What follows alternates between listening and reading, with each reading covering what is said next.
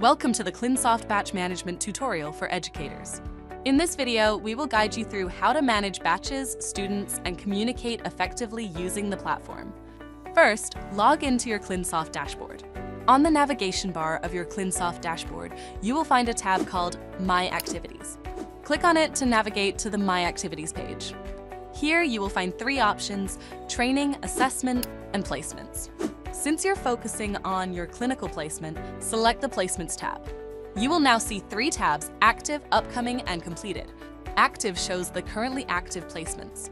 Upcoming shows your future placements. Completed shows placements you have already finished. You can view any tasks that needs to be completed in the Pending Actions section. To review an active placement, navigate to the Active section and click on the placement name. This will bring you to the Activity Batch page. Here you can view the placement details, including the name of the placement, the facility, commencement date, number of students, and total hours. In the Students tab, you can see the list of students, track their progress, and view pending assessments or resubmitted assessments. To evaluate an assessment, click on the Student Book option. We will cover the evaluation process in a separate video. To communicate with students, you can send a private message to a particular student by clicking the private message option next to their name. If you want to send a message to the entire batch, including instructors and admins, use the Group Message option.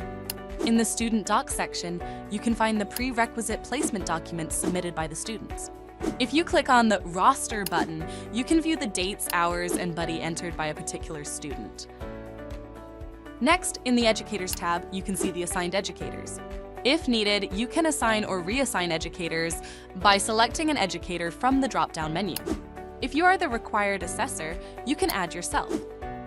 The Facility tab provides detailed information about the placement facility, including contact details.